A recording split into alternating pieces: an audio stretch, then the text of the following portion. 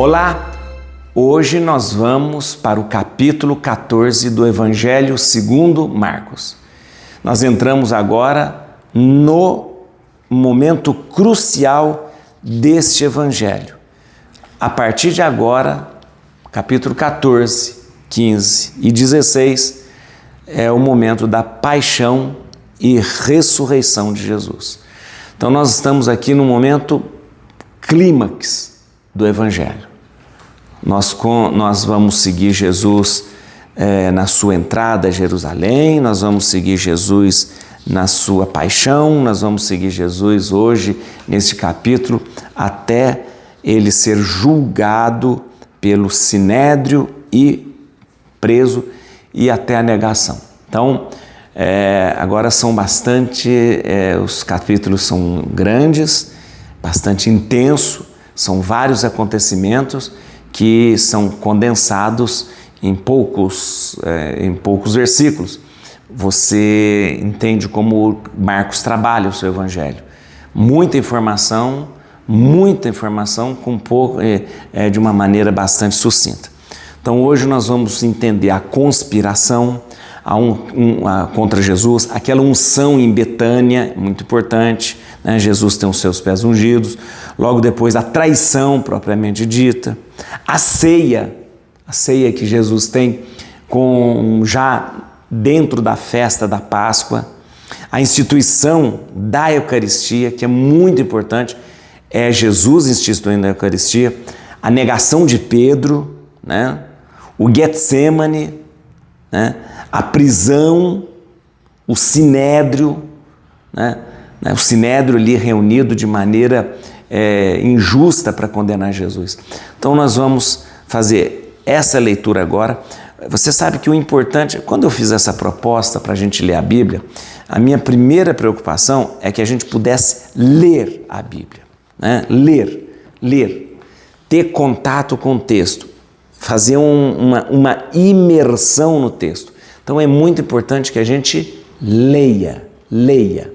Então nós vamos ler esse capítulo e depois eu vou explicando os versículos mais importantes. Vamos lá? Tá certo? Dá um like no vídeo. E também faça o seguinte, compartilhe esse vídeo, chame as pessoas para participar com a gente desse momento aqui, de leitura da palavra de Deus e de entendimento dessa palavra, tá bom? Bíblia na mão, Espírito Santo no coração. Vamos lá.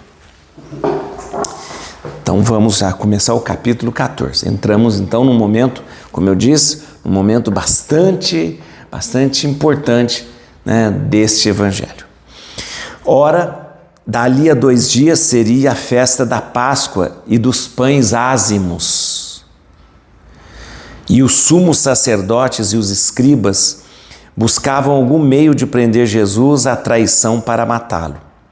Mas não durante a festa, diziam eles, para não haver talvez algum tumulto entre o povo. Jesus se achava em Betânia, em casa de Simão, o leproso. Quando ele se pôs à mesa, entrou uma mulher trazendo um vaso de alabastro cheio de um perfume de nardo puro de grande preço e, quebrando o vaso, derramou-lhe sobre a cabeça. Alguns, porém, ficaram indignados e disseram entre si: por que esse desperdício de bálsamo? Poderia ter sido vendido por mais de 300 denários e serem dado aos pobres. Irritavam-se contra ela. Mas Jesus disse-lhes: deixai-a, por que a molestais? Ela me fez uma boa obra. Vós sempre tendes convosco os pobres, e quando quiserdes, podeis fazer-lhes bem, mas a mim não me tendes sempre. Ela fez o que pôde, embalsamou-me antecipadamente o corpo para a sepultura. Em verdade vos digo, onde quer que for pregado em todo o mundo o Evangelho, será contado para a sua memória o que ela fez. Judas Iscariotes, um dos 12, foi avistar-se com os sumos sacerdotes para lhes entregar Jesus. A essa notícia, eles alegraram-se e prometeram dar-lhe o dinheiro. E ele buscava ocasião oportuna para o entregar.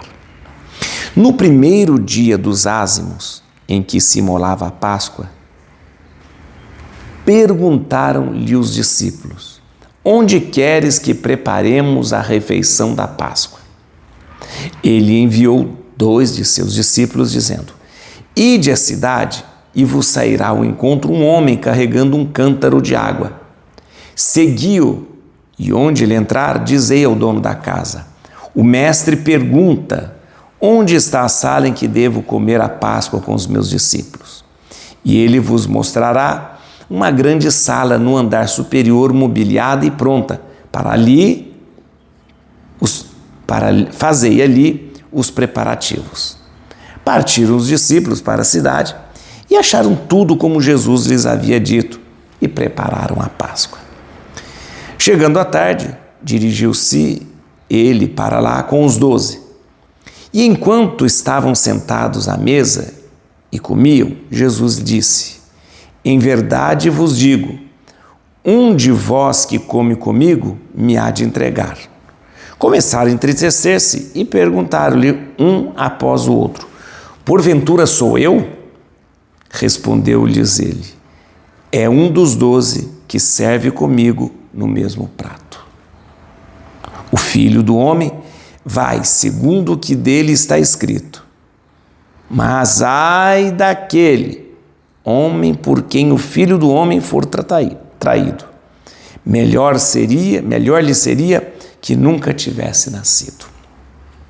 Durante a refeição, Jesus tomou o pão e, depois de o benzer, partiu-o e deu-lhe, dizendo: tomai, isto é o meu corpo.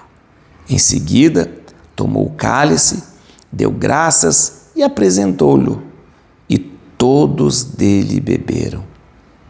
E disse-lhes: isto é o meu sangue, o sangue da aliança que é derramado por muitos. Em verdade vos digo, já não beberei do fruto da videira até aquele dia em que o beberei de novo no reino de Deus. Terminado o canto dos salmos, saíram para o Monte das Oliveiras. E Jesus disse-lhes: vós todos vos escandalizareis, pois está escrito: ferirei o pastor e as ovelhas serão dispersas. Mas depois que eu ressurgir, eu vos precederei na Galileia.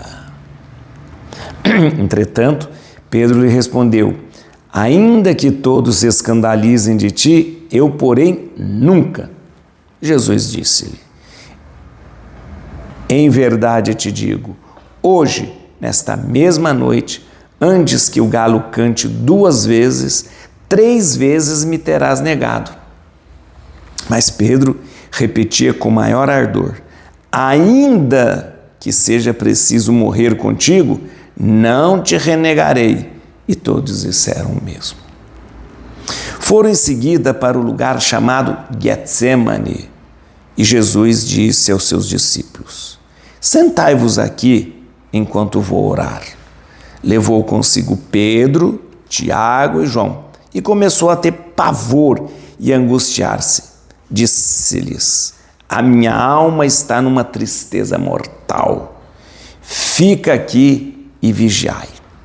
Adiantando-se alguns passos, prostrou-se com a face por terra e orava que, se fosse possível, passasse dele aquela hora. Abba, Pai, suplicava ele, tudo te é possível, afasta de mim este cálice. Contudo, não se faça o que eu quero, senão o que tu queres. Em seguida, foi ter com seus discípulos e achou-os dormindo. Disse a Pedro: Simão, dormes? Não pudeste vigiar 1 hora? Vigiai e orai para que não entreis em tentação, pois o espírito está pronto, mas a carne é fraca.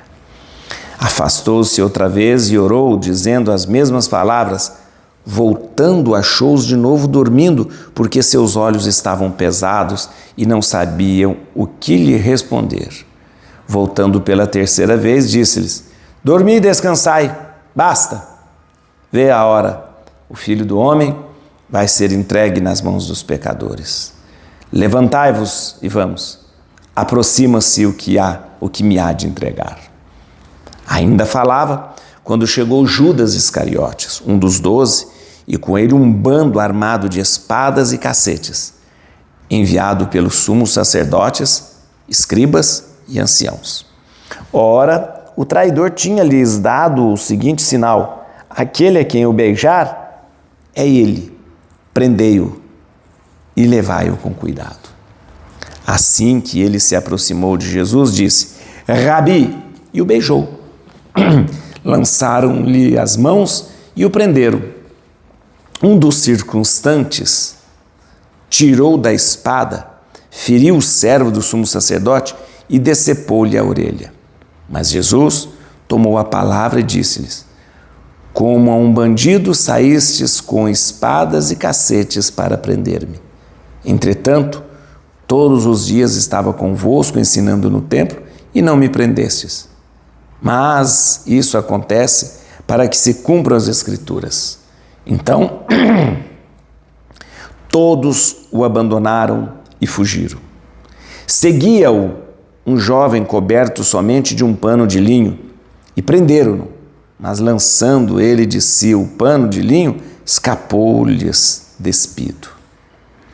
Conduziram Jesus à casa do sumo sacerdote, onde se reuniram todos os sacerdotes, escribas e anciãos. Pedro o foi seguindo de longe até dentro do pátio. Sentou-se junto do fogo e com os servos e aquecia-se. Os sumos sacerdotes e todo o conselho buscavam um testemunho contra Jesus para o condenar à morte, mas não o achavam. Muitos diziam falsos testemunhos contra ele, mas seus depoimentos não concordavam. Levantaram-se então alguns e deram este falso testemunho contra ele. Ouvimo-lo dizer: eu destruirei esse templo, feito por mãos de homens, e em 3 dias edificarei outro, que não será feito por mãos de homens. Mas nem neste ponto eram coerentes os seus testemunhos. O sumo sacerdote levantou-se no meio da assembleia e perguntou a Jesus: não respondes nada? Que é isso que dizem contra ti? Mas Jesus se calava e nada respondia. O sumo sacerdote tornou a perguntar-lhe: és tu o Cristo, o Filho de Deus bendito? Jesus respondeu: eu o sou, e vereis o Filho do Homem sentado à direita do poder de Deus, vindo sobre as nuvens do céu. O sumo sacerdote rasgou então as suas vestes. Para que desejamos ainda testemunhas? Exclamou ele.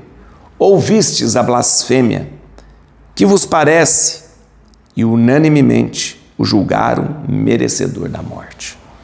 Alguns começaram a cuspir nele, a tapar-lhe o rosto, a dar-lhe socos e a dizer-lhe: adivinha! Os servos igualmente davam-lhe bofetadas. Estando Pedro embaixo, no pátio, veio uma das criadas do sumo sacerdote.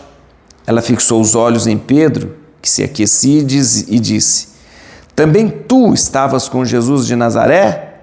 Ele negou: não sei nem compreendo o que dizes. E saiu para a entrada do pátio, e o galo cantou. A criada que o vira começou a dizer aos circunstantes: este faz parte do grupo deles. Mas Pedro negou outra vez. Pouco depois, os que ali estavam diziam de novo a Pedro: certamente tu és daqueles, pois és galileu. Então ele começou a praguejar e a jurar: não conheço esse homem de quem falais. E imediatamente cantou o galo pela 2ª vez. Pedro lembrou-se da palavra que Jesus lhe havia dito: antes que o galo cante 2 vezes, 3 vezes me negarás. e, lembrando-se disso, rompeu em soluços. Marcos é bastante detalhista. Eu acho interessante que Marcos, embora coloque muitos eventos num só capítulo, ele detalha bastante, e eu queria que você acompanhasse comigo, para não ser enfadonho também, e também às vezes repetitivo. Eu fiz aqui uma sequência de versículos mais importantes que devem ser considerados e você acompanha comigo.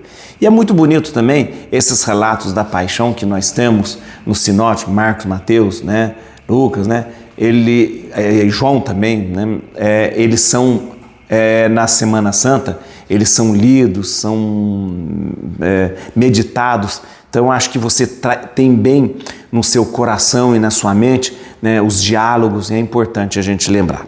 E lembrar, sobretudo, a visão de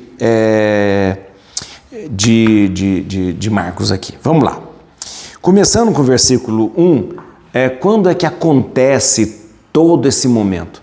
Jesus foi para Jerusalém justamente para celebrar a Páscoa. Eu já expliquei para você, esse é um momento em que todo judeu piedoso ia para Jerusalém. Ou seja, nós temos algumas festas importantíssimas. Nós temos as festas da Páscoa, a festa das tendas e a festa da Pentecostes, que são festas muito importantes. A festa da Páscoa é a grande festa, né, que ela está inserida aí na festa dos pães ázimos. Vou entender, veja aqui. Ora, dali a 2 dias seria a festa da Páscoa e dos pães ázimos. E os sumos sacerdotes e os escribas buscavam algum meio de prender Jesus à traição para matá-lo. Realmente era o momento oportuno para prender Jesus. Jesus tinha vindo da Galileia e Jesus estava em Jerusalém. Muita gente em Jerusalém, muita gente. E o pessoal estava preocupado com o quê? Em festejar a Páscoa.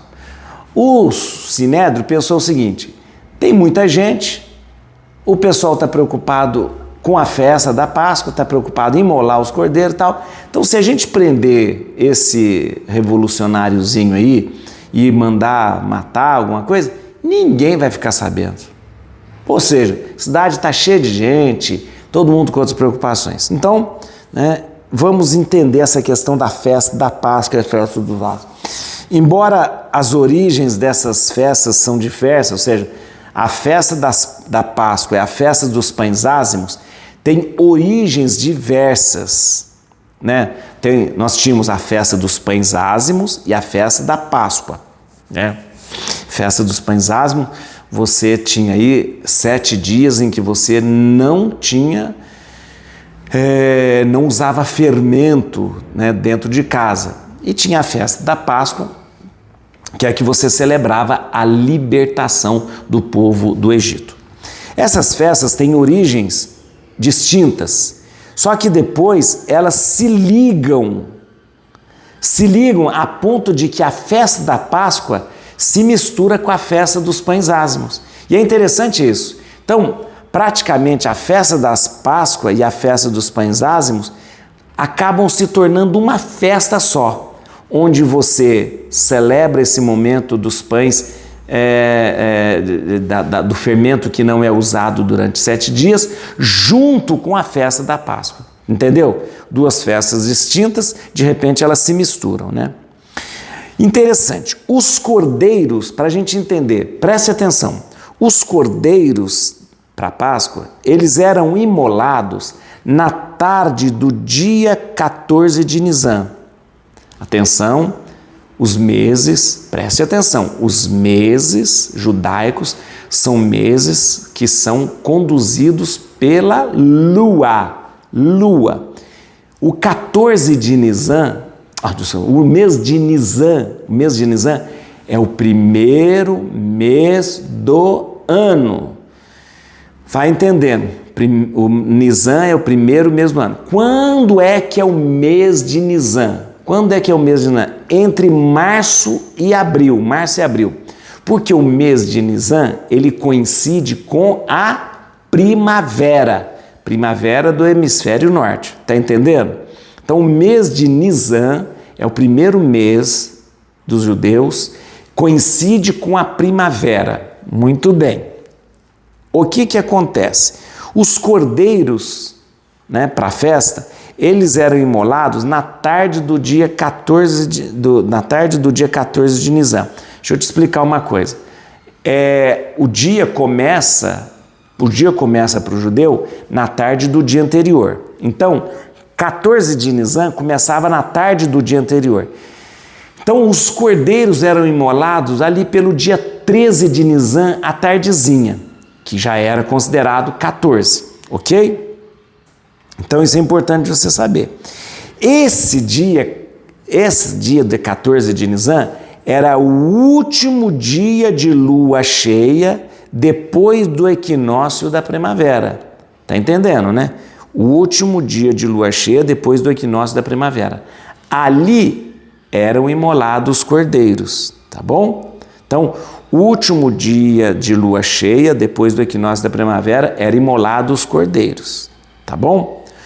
Os cordeiros imolados, eles eram consumidos à noite, em família, ou em grupo de 10 ou 20 pessoas. Então, você geralmente podia levar o cordeiro para o templo, ele era imolado no templo, e aí você voltava para sua casa, né? E se a sua família fosse ali uma família grande, você comeria aquele cordeiro com a sua família, ok? Mas se você fosse uma família pequena ou se você fosse sozinho, você se reunia com um grupo de 10 ou 20 pessoas. Foi o que Jesus fez.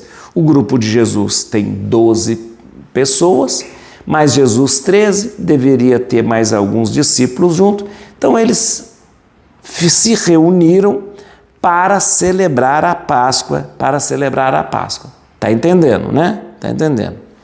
Então olha o que acontecia. Desde o anoitecer do dia 14, ou seja, a véspera do dia 14, todo fermento devia ser excluído das casas. E o uso de pão fermentado era proibido. Tá vendo como que eu te falei? Festa da Páscoa misturou com a festa dos pães asmos. Então olha aqui, ó. Desde o dia que se imolava os cordeiros, na tardezinha do dia 14, já também você tirava os fermentos da sua casa, excluía os seus fermentos, né?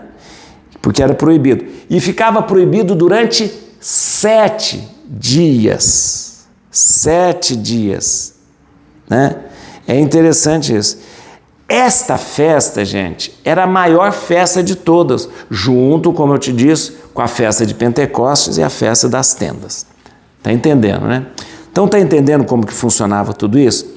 Olha que interessante. Então, você tem aí 7 dias de festa de pães sem fermento. Você tem aí misturada essa festa de pães sem fermento, a festa da Páscoa. No dia 14 de Nisan, todo mundo se reunia, comia aquele cordeiro, né? O cordeiro era imolado. E ele era imolado quando? No último dia de lua cheia, depois do equinócio da primavera. E olha que interessante, a nossa Páscoa cristã, em que o Cordeiro de Deus é verdadeiro e imolado, nós celebramos quando? Na primeira lua cheia, depois do dia 21 de março, que é o dia do equinócio da primavera. Então, a primeira domingo de lua cheia, o primeiro domingo de lua cheia, depois do equinócio da primavera, no hemisfério norte, nós cristãos celebramos a Páscoa. Por isso, a Páscoa, ela é cada ano num dia. Porque para nós depende o equinócio da primavera, Por que isso? Porque nós nos ligamos à Bíblia, em que Jesus morreu justamente neste período do equinócio da primavera. Jesus morreu justamente na lua cheia, aliás, morreu e ressuscitou, né? Jesus morreu e ressuscitou nesse período de lua cheia do equinócio da primavera. Então nós cristãos, e a igreja faz questão de sustentar isso, A Igreja Católica faz questão de sustentar isso. A gente celebra a Páscoa no primeiro domingo de lua cheia, depois do equinócio da primavera, que vai coincidir com o dia em que Jesus morreu e ressuscitou. Tá bom? Tudo bem, tá explicado isso aí? Tá. Vamos para lá, que tem muita coisa aí. Vamos lá. Então, deu para entender como que é essa questão da festa? Então, vamos lá. No versículo 3. No versículo 3, Jesus se achava em Betânia, em casa de Simão, o leproso. Quando ele se pôs à mesa, entrou uma mulher trazendo um vaso de alabastro cheio de um perfume de nardo puro, de grande preço, e quebrando o vaso, derramou-lhe sobre a cabeça. Muito bem. Essa aqui é a unção de Betânia. Essa unção de Betânia é muito interessante, né?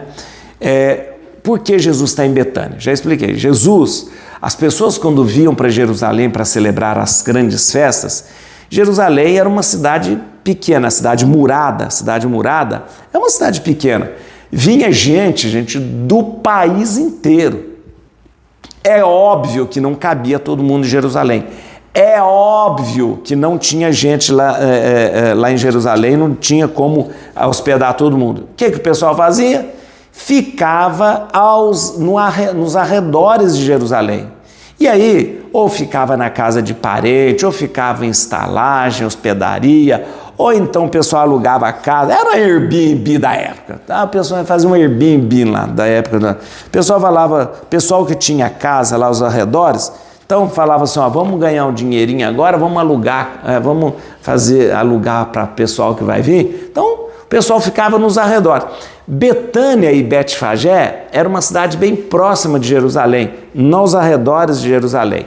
Jesus gostava de ficar em Betânia, porque ele tem uns amigos ali, Marta, Maria e Lázaro. Com certeza Jesus estava na casa de Marta, Maria e Lázaro. Mas naquele dia, em Betânia, teve um jantar na casa de Simão, o leproso. Quem que é esse Simão leproso? Esse, com certeza, ele não era leproso, porque se ele fosse leproso, ele não podia estar em sociedade e as pessoas não podiam estar perto dele, porque existia uma legislação que o leproso não podia estar, ele tinha que estar fora da comunidade, ele tinha que estar excluído da comunidade e as pessoas não podiam estar perto dele. Então, provavelmente, esse Simão deve ter sido leproso, deve ter sido curado, mas ele ainda continuava com o apelido. O Simão, qual que é? Aquele que era leproso. O Simão, o leproso? Tá. Então, com certeza, esse homem deve ter tido uma doença de pele, todo mundo chamava ele de Simão o leproso, ele foi curado dessa doença de pele e, com certeza, ele continuava com o mesmo apelido. Então, estava todo mundo na casa do Simão o leproso e tal. Entra uma mulher com um vidrinho de perfume. Normalmente, esses perfumes eram muito caros, tá aqui, ó, muito caro. E o perfume que ela tinha era de nardo puro. Esse perfume, ele era um óleo aromatizado, feito com umas raízes de uma planta que crescia no Himalaia. Tá entendendo?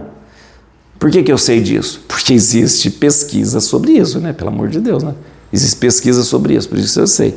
Então, era um óleo aromatizado, feito com essas raízes de uma planta que crescia no Himalaia. No Himalaia.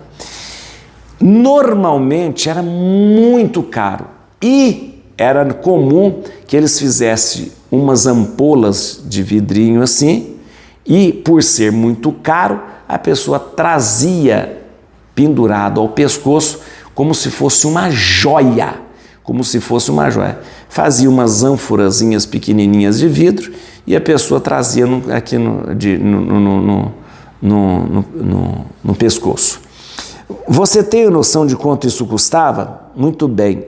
Olha aqui mais ou menos quanto custava. Poderia ter sido vendido por mais de 300 denários e serem dados aos pobres. 300 denários. Preste atenção. O pagamento de um dia de serviço é 1 denário. Olha que coisa. O pagamento de um dia de serviço é 1 denário. Imagine, são 300 dias de serviço. 300 dias de serviço. Eu fiz uma conta, eu fiz assim mais ou menos, eu peguei o salário mínimo nosso, dividi ele por 30 dias. Eu fiz assim, peguei o salário mínimo, dividi por 30 dias. E depois peguei cada dia e multipliquei por 300. Dá por volta de 16 mil reais. Se você for pensar hoje, 16 mil reais. Então você imagina uma coisa, um vidrinho de perfume custa quase 16 mil reais. Aquela mulher trazia aquele vidrinho de perfume no pescoço. Quando ela vê Jesus, ela quebra e derrama em Jesus aquele perfume. Olha, quebra e se derrama. Todo mundo fica escandalizado. A mulher pegou 16 mil reais e quebrou nos pés de Jesus. Na verdade, isso tem uma leitura teológica, ou seja, a mulher derrama todo o seu amor, toda a sua vida, tudo que ela é, tudo que ela sente em Jesus. O amor dela é tão grande que recende o perfume para todas as pessoas. Mas presta atenção. As pessoas falam, podia ter dado para os pobres. Dar dinheiro para os pobres, dar comida para os pobres é uma obra de misericórdia, não é? Dar comida, dar dinheiro para os pobres é uma obra de misericórdia. Mas Jesus retruca e diz o seguinte, falou, não, deixa ela fazer o que ela está fazendo. Ela está me preparando para a sepultura. Ora, preparar alguém para a sepultura é uma outra obra de misericórdia. Lembra? Jesus explicou quais são as obras de misericórdia.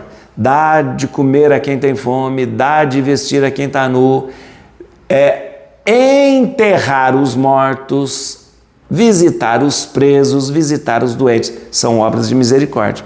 E Jesus mais ou menos fala, não, ela está fazendo uma obra de misericórdia aqui. Deixa ela fazer, não recrimina ela não. Da mesma maneira que dar comida para os pobres é uma obra de misericórdia, ela me preparar para a sepultura é também uma obra de misericórdia. Mas o gesto dessa mulher será lembrado para sempre, Jesus lembra, porque o gesto dela é de alguém que se derrama de amor por Jesus. Vamos lá que tem muita coisa aqui. Eu estou sendo rápido também para explicar todas essas coisas, gente. Muito bem, no versículo 12, presta atenção, é a ceia, aquela ceia que Jesus, que a gente chama a última ceia com Jesus. No primeiro dia dos ázimos, em que se imolava a Páscoa, perguntaram-lhe os discípulos, onde queres que preparemos a refeição da Páscoa? Lembra que eu falei para vocês? Na véspera do dia 14 de Nisan, começava aquela sequência de 7 dias sem pão fermentado, sem fermento em casa, tá bom? E era na véspera do dia 14 que se imolava os cordeiros. O dia em que se imolava o cordeiro, que começava a imolar os cordeiros, era também o dia que se eliminava o fermento da casa. E aí a gente podia considerar como o primeiro dia da festa. A festa durava então 8 dias, contando o dia 14 de Nisan, que era o dia da preparação. Então, tá bom? Então, no dia 14 de Nisan, começava a festa dos pães ázimos. Tira o fermento da casa. Não deixa fermento dentro de casa. Não come pão fermentado. Durante quanto dia? Durante 7 dias. Mas no primeiro dia da festa é que se imolam os cordeiros. Você sabe que até hoje, na Páscoa judaica, eles começam no dia 14 de Nisan, também no dia 14 de Nisan, eles tiram todo o fermento da casa, tira tudo. A casa fica durante 7 dias sem fermento. Os judeus fazem isso até hoje. Eu já expliquei aqui. Eles até fazem uma brincadeira com as crianças, eles pegam pouquinho de fermento e esconde na casa, em alguns lugares, e faz uma brincadeira com as crianças, das crianças encontrarem o fermento e, ao encontrar o fermento, jogar fora esse fermento, né? Então, eles fazem essa brincadeira. Muito bem, vamos lá. No versículo 18, então olha que interessante, Jesus celebra a ceia pegou o cordeiro, vai celebrar. E olha, a instituição da Eucaristia se faz nesse contexto do cordeiro que é imolado, do cordeiro que é apresentado na ceia e do cordeiro de Deus, o próprio Jesus, que será imolado também. Vamos lá. Muito bem, no versículo 18, vem aqui comigo, vamos lá aqui. E enquanto estavam sentados à mesa e comiam, Jesus disse: em verdade vos digo, um de vós que come comigo me há de entregar. Opa, Jesus aqui está citando o Salmo 40, versículo 10, Salmo 40. Jesus aproveita um salmo para dar uma indiretinha aí, que alguém vai entregar. Salmo 40, versículo 10, cadê? Aqui, ó, Salmo 40, versículo 10. Até o próprio amigo em quem eu confiava, que partilhava do meu pão, levantou contra mim o calcanhar. Jesus cita o Salmo 40 para dizer: alguém vai me trair. E aí no versículo 20, ainda o Salmo 40, respondeu-lhes: é um dos 12 que se serve comigo do mesmo prato. Lembra no Salmo 40? Aquele que come comigo do mesmo prato. Bom, muito bem. Jesus passa agora para instituir a Eucaristia. Jesus apresenta o que ele está fazendo como um sinal de que ele ficará presente no nosso meio a partir do pão e do vinho. Você percebe aqui uma coisa? Que embora eles estivessem celebrando a ceia, embora o cordeiro tivesse sido imolado, aqui em Marcos não fala do cordeiro, não fala do cordeiro que foi assado para eles comerem, fala do pão e do vinho. Fala do pão e do vinho. Então, no versículo 24, veja só. Olha que interessante, vou pegar aqui a instituição da Eucaristia. Durante a refeição, Jesus tomou o pão e depois de o benzer partiu e deu-lhe dizendo: tomai, isto é o meu corpo. Pronto. Olha que interessante, eles estão comendo o cordeiro ali na ceia, mas Marcos não cita o cordeiro, Marcos cita o pão. Em seguida, tomou o cálice, deu graças e apresentou-se-lhe, e todos dele beberam. E disse-lhe: isto é o meu sangue, o sangue da aliança, que é derramado por muitos. Isso é interessante, muito interessante. Sangue da aliança. O sangue da aliança é uma expressão que é usada em Êxodo, capítulo 24, 8. Êxodo 24, 8. Tudo que Jesus faz, a gente tem fundamento, né? Êxodo 24, 8, é interessante aqui, ó. Êxodo 24, 8. Êxodo 24, Moisés tomou o sangue para aspergir com ele o povo. Eis, disse ele, o sangue da aliança que o Senhor fez convosco, conforme tudo o que foi dito. Gente, tudo na Bíblia tem referência a Jesus.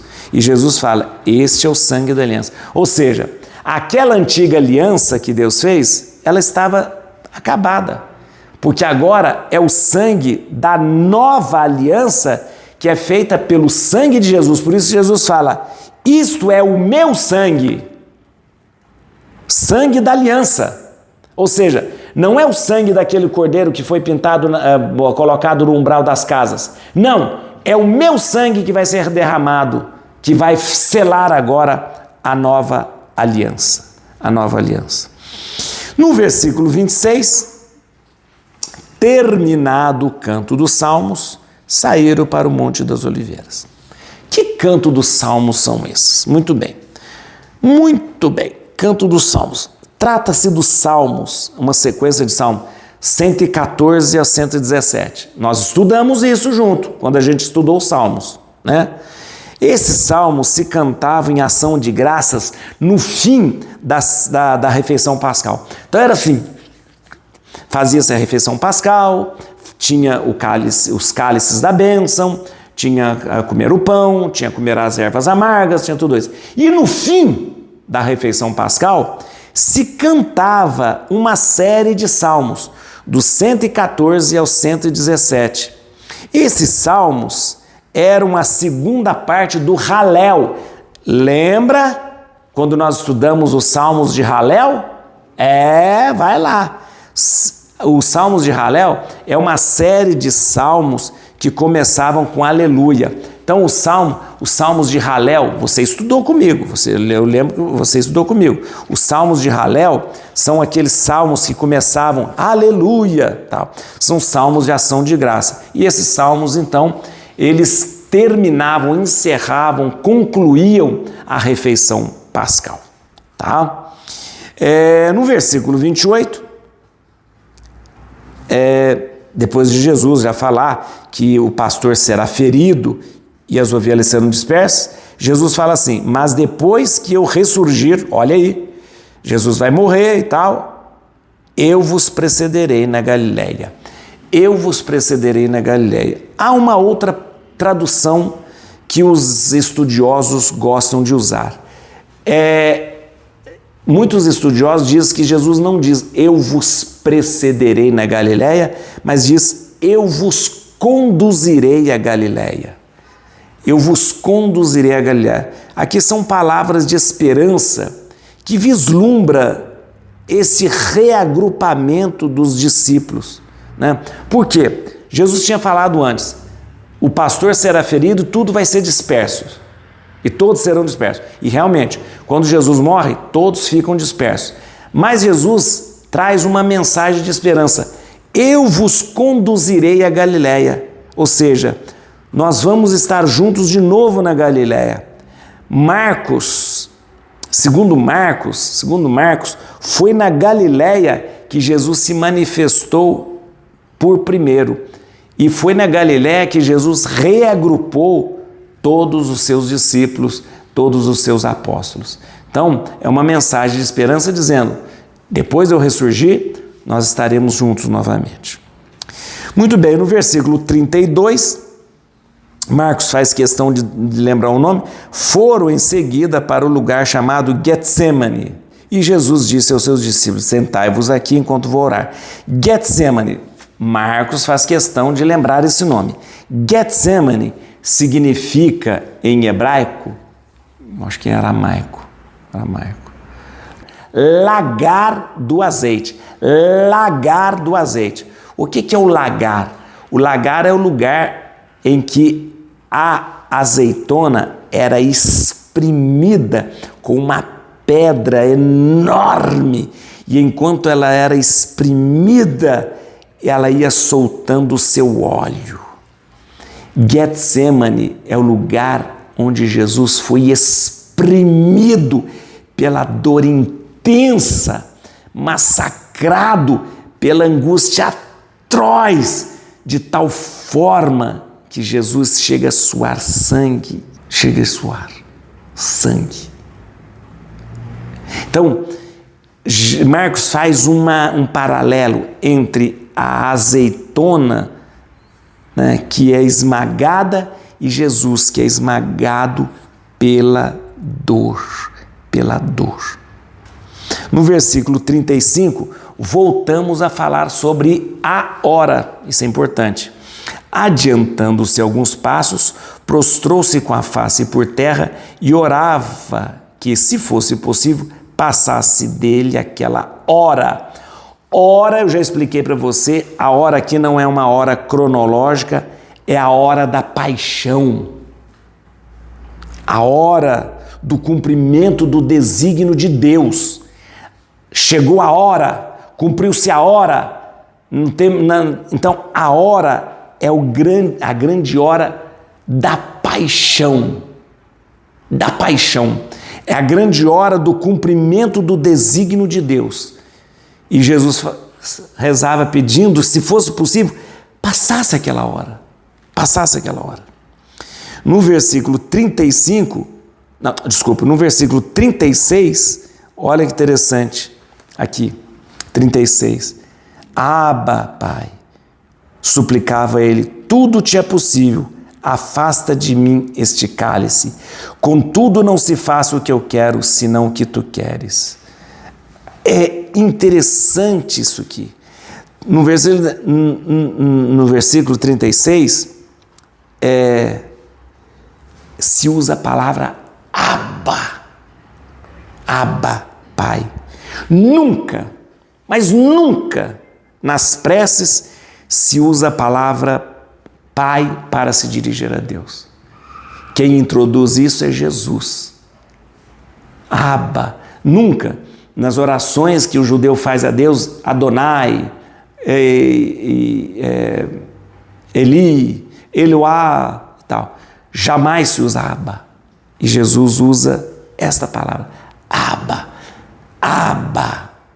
Né? De uma intimidade incrível. Versículo 37, presta atenção. Agora, olha que interessante isso. Isso é muito interessante. Em seguida, foi ter com seus discípulos e achou-os dormindo. Disse a Pedro: Simão, dormes? Não pudeste vigiar 1 hora? Olha que interessante. O nome de Pedro era Simão. Jesus mudou o nome de Pedro, de Simão, para Pedro, porque ele se tornou um discípulo de Jesus. Então, Pedro é o nome que Jesus deu para aquele homem que chamava Simão, quando ele se tornou discípulo de Jesus. Por quê?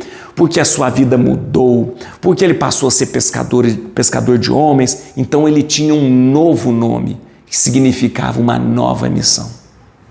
Quando Jesus olha para Pedro e vê Pedro dormindo, Jesus não chama ele de Pedro, chama ele de Simão. Ou seja, voltou ao velho homem? Cadê o Pedro? É como se Jesus falasse assim: cadê o Pedro? É o Simão que está aqui?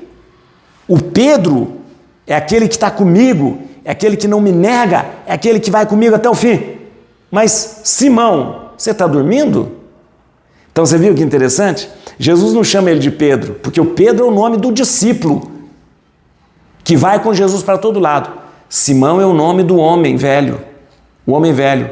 Então Jesus dá uma indireta no Pedro e fala: Simão, está dormindo? Ou seja, voltou o homem velho? Não pôde vigiar 1 hora comigo? Não pôde ficar 1 hora comigo? Interessante isso, né? Muito bem, muito bem. Vamos lá. No versículo 43, aí depois tem o versículo 41, que eu te falei da hora, né? Que eu falei no versículo 41, de novo a hora, aqui ó, no versículo 41, de novo a hora. Voltando pela 3ª vez, porque Jesus vai 3 vezes e vê o pessoal dormindo. Putz, mas 3 vezes está todo mundo dormindo? Jesus chega até a falar com o Pedro: Ô Simão, está dormindo? Voltando pela 3ª vez, disse-lhe: dormi e descansai, basta. Jesus fala: então, gente, seguinte, pode dormir e descansar, chegou a hora. Ó, aqui, ó, basta, veio a hora. O Filho do Homem vai ser entregue nas mãos dos pecadores. Levantai-vos e vamos, aproxima-se o que me há de entregar. Jesus fala assim, então quase com uma certa ironia: gente, seguinte, acabou, agora pode dormir o quanto quiser. Vocês não conseguiram vigiar comigo 1 hora, ficaram tudo caindo de sono aí. Então agora sabe o que é? Pronto, chegou a hora. Chegou a hora da paixão, chegou a hora decisiva, chegou a hora em que vai se cumprir o desejo de Deus. Se quiser dormir, pode dormir, pode dormir. Mas Jesus fala: levantai-vos e vamos, aproxima-se o que há de me entregar. Muito bem, no versículo 43, nós temos aqui o sinédrio todo representado. Preste atenção. 43, ainda falava quando chegou Judas Iscariotes, um dos 12, com quem? Com ele um bando armado de espadas e cacetes. Enviado por quem? Pelos sumos sacerdotes, escribas e anciãos. Atenção, quem enviou o pessoal armado de paus, de armas e tal? Sumos sacerdotes, escribas e anciãos. Muito bem. Sumos sacerdotes, escribas e anciãos são as 3 categorias representadas no sinédrio. Ou seja, Marcos faz questão de dizer: o sinédrio mandou esse pessoal aqui. O sinédrio que mandou. E o beijo de Judas, no versículo 44, Ora, o traidor tinha lhe dado o seguinte sinal. Aquele a quem eu beijar é ele. Prendei-o e levai-o com cuidado. O beijo do discípulo ao mestre é uma coisa muito comum, gente. Muito comum, né? Era uma fórmula usual de saudação entre mestre e discípulo. Geralmente, no tempo nós tínhamos lá os mestres e tinham os seus discípulos. Então, normalmente, quando um discípulo chegava perto do mestre, ele dava um beijo. O que Judas fez? Jesus falou assim, eu vou mostrar para vocês quem que é o mestre. Né? Então eu vou dar um beijo. É o beijo do discípulo ao mestre. Então Judas chega e dá um beijo em Jesus. Pronto, esse é o sinal. Ele é o mestre, ele é Jesus. Mas é uma saudação usual entre mestre e discípulo, tá bom? Muito bem. Acontece uma coisa aqui interessante. É aqui mesmo? É. Isso. No versículo 52, porque aí eles pegam Jesus, prendem Jesus, tem aquela coisa toda e tal, e o pessoal começa a fugir. E aí, tem uma coisa aqui interessante, no versículo 51, diz assim, seguia-o um jovem coberto somente de um pano de linho, e prenderam-no, mas, lançando ele de si o pano de linho, escapou-lhe despido. Só Marcos fala deste episódio. Por quê? Gente, estava todo mundo dormindo. Então eles estavam dormindo coberto com um pano, aquela coisa toda e tal. Eles estavam provavelmente nus e dormindo com pano, aquela coisa toda. E aí, só Marcos conta. Quando o pessoal começou a fugir porque Jesus foi preso, Marcos fala desse jovem aqui. Um jovem que eles tentaram prender, mas eles agarraram no pano de linha, ele soltou com o pano de linha e correu. Os estudiosos dizem que este jovem era Marcos. Muito bem, Marcos.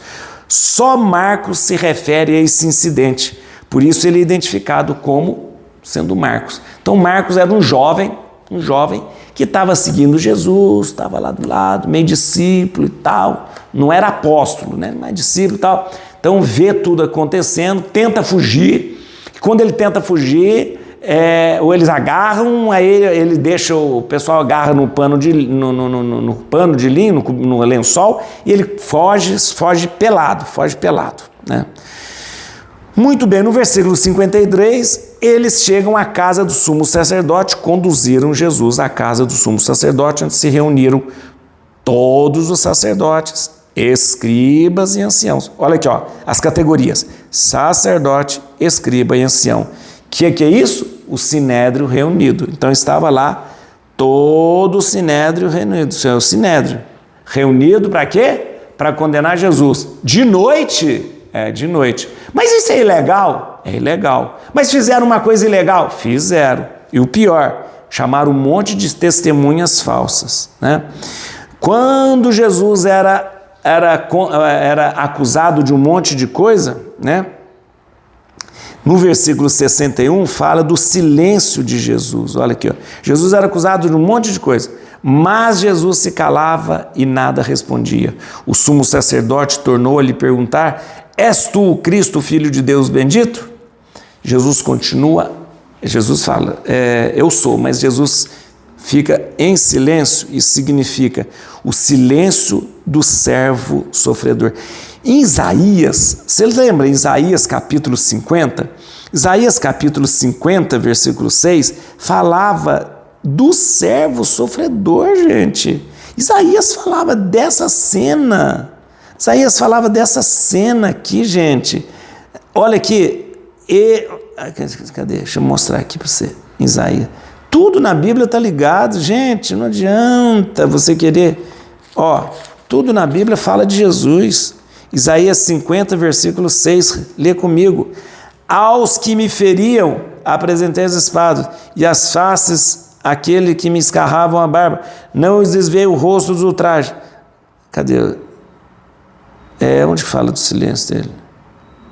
Onde fala do silêncio? Aqui. Aquele que me fala a justiça, quem usará, que vos apresente. Não desviou, aqui, ó. Não desviei o rosto, o Senhor Deus veio em meu auxílio, eis porque não me senti desonrado. Enrijeci meu rosto como pedra, convicto de não ser desapontado. Aquele que me fará justiça, quem ousará atacar-me? Vamos medir-nos, quem será meu adversário? Que se apresente. Não